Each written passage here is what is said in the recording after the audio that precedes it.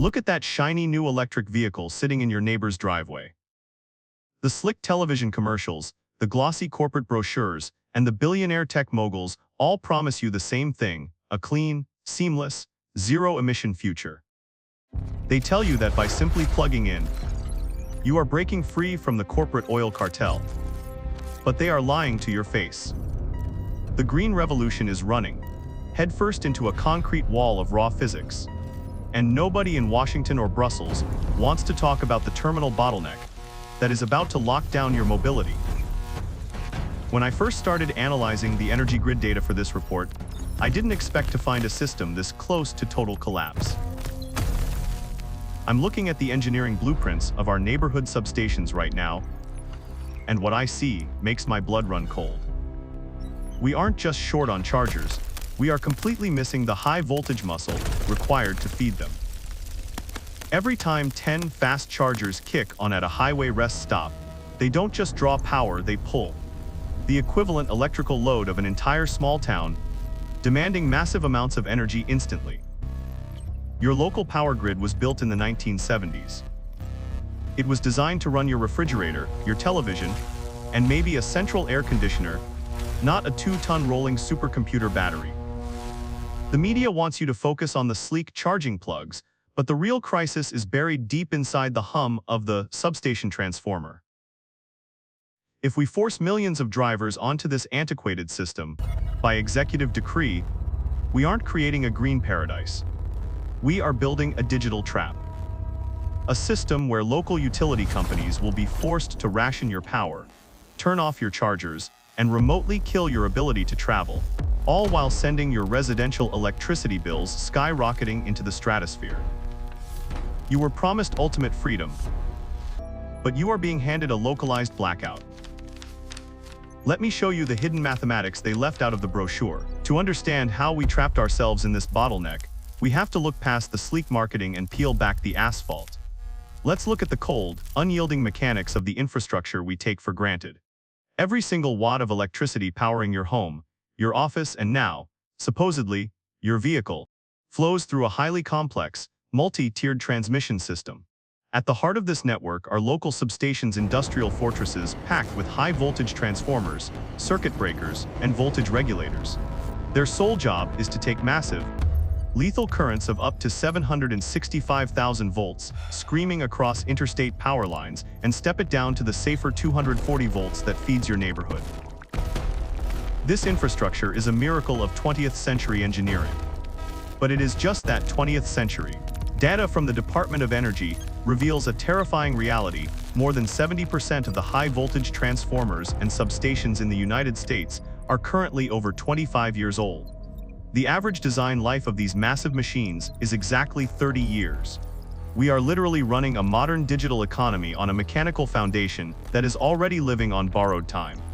Upgrading a single regional substation isn't as simple as swapping out a battery.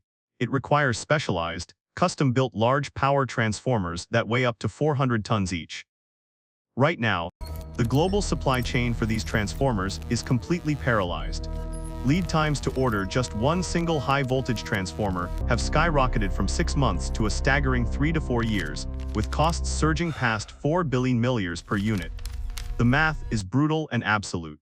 You cannot run a continental fleet of electric vehicles when the heavy machinery required to feed them takes half a decade just to manufacture and ship. When I was reviewing the engineering blueprints and grid congestion maps for this specific phase of our investigation, something hit me that made me completely halt my analysis. I've spent years tracking macroeconomic collapses, but seeing this data up close gave me a genuine chill. I looked at the peak load simulation charts for a typical suburban neighborhood when 5 residents plug in a 150 kilowatt fast charger at 6:00 p.m. The thermal spike inside the local substation transformer didn't just rise, it went completely off the charts. The insulation oil inside those aging metal boxes is literally cooking itself to death in real time. Think about what this actually means for you on a Tuesday evening. You come home from a grueling 10-hour workday, desperate to relax, but your neighbor down the street just bought a dual-motor EV and plugged it into a high-capacity home charger. Around the corner, 2 more delivery vans do the exact same thing. Suddenly, The invisible, humming green box at the end of your cul-de-sac is forced to pull more current than it was ever engineered to handle. It doesn't just fail gracefully, it degrades rapidly. I talked to a veteran grid engineer who spent 30 years maintaining these local substations, and his warning was blunt. He told me, "We are asking an old, tired horse to pull a freight train, and when it drops dead, nobody has a spare." The tech elites living in their high-rise penthouses don't see this.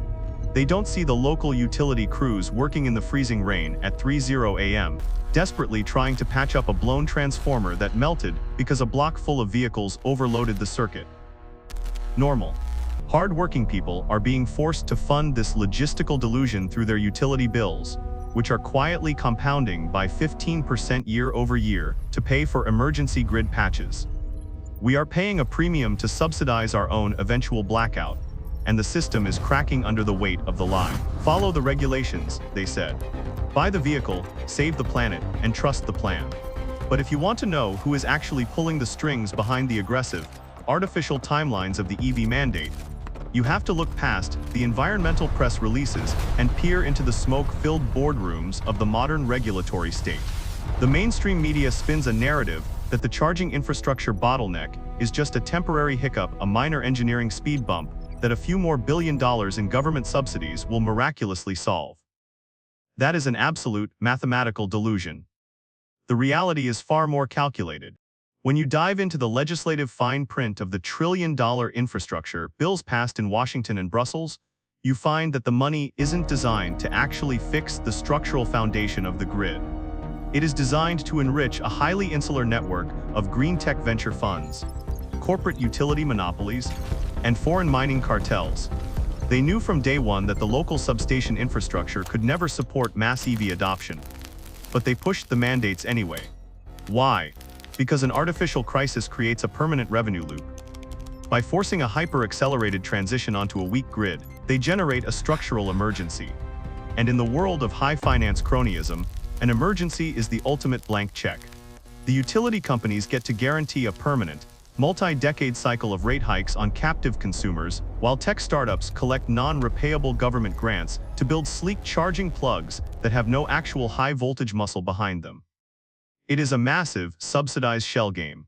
I've spent the last decade tracking geopolitical resource wars and macroeconomic fraud, but when I looked at the global supply chain data for high-grade electrical steel and substation components, my jaw hit the floor. There is a deep, dark level of hypocrisy here that makes my blood boil. The very politicians standing on podiums preaching about Western energy independence have quietly signed your mobility away to foreign adversaries. You cannot build or upgrade a high-voltage substation transformer without grain-oriented electrical steel, a highly specialized alloy. Critical overload. Right now, the global Core production of this specific imminent. steel is concentrated heavily in Critical China overload. and Russia. We are actively banning fossil fuels under the guise of national security, while intentionally walking our entire transportation architecture straight into a supply chain stranglehold, controlled entirely by Beijing. Think about this for a second. While elite politicians are flying in private jets to climate summits, ordinary, hard-working families are the ones paying the premium. You sit at your kitchen table, looking at an electricity bill that has doubled in the last 3 years, wondering how you are going to afford to cool your house this summer. Meanwhile, that rate hike wasn't implemented to improve your service.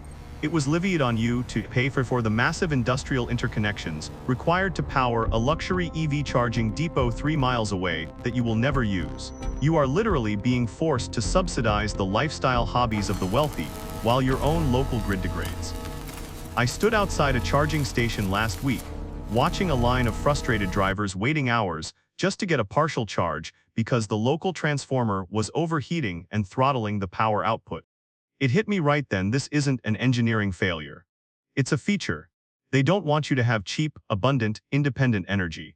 They want a centralized, heavily rationed system where your ability to drive is completely dependent on a digital permission slip tied to a fragile, failing electrical grid. They get the profits, they get the control, and you get the blackout. The grand architectural illusion has been stripped bare. The multi-trillion-dollar green energy transition was never designed to upgrade the physical reality of your local neighborhood substation. It was engineered to centralize control, generate artificial scarcity, and extract billions from captive taxpayers. The geopolitical chess pieces have been moved into position, and the trap is officially springing shut. We are moving rapidly out of an era of abundant, cheap, distributed power and directly into an era of structural energy rationing, aggressive grid-dependent taxation, and systemic localization. So where does that leave you? If you are waiting for Washington or your local utility monopoly to solve this bottleneck before the next major heat wave or winter storm, you are choosing to be a casualty of the transition. Survival in this changing economic order requires a cold, hard reassessment of your personal infrastructure. You need to stop thinking like a consumer and start thinking like an independent energy sovereign. When I look at the macroeconomic data for the next 24 months, the investment play isn't in the overhyped, subsidized EV manufacturers that are crushing the grid. The real wealth transfer is happening silently in the unglamorous, foundational supply chains. Look closely at the raw commodities driving the grid overhaul, specifically localized battery backup storage systems, industrial-grade copper production, and precision backup generation capacity. If you want to insulate your capital, look at the private entities securing the raw components for large power transformers. On a micro level, your play is simple: decouple your essential life from complete reliance on the centralized wire. Invest heavily in localized, physical redundancies, hybrid backup systems, independent generation, and thermal efficiency.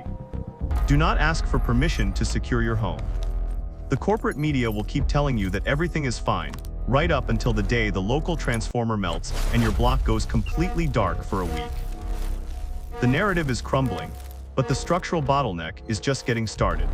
And as this localized grid crisis deepens, it is triggering an even more explosive, dangerous conflict on the high seas, a shadow war over the very fuel that keeps the entire global industrial complex from freezing to death in the dark. You think a neighborhood substation failure is terrifying? Wait until you see what is happening right now at the primary maritime choke points of global trade. The next structural collapse isn't hidden under the concrete of your suburban streets. It is floating on the water, and the fuse has already been lit.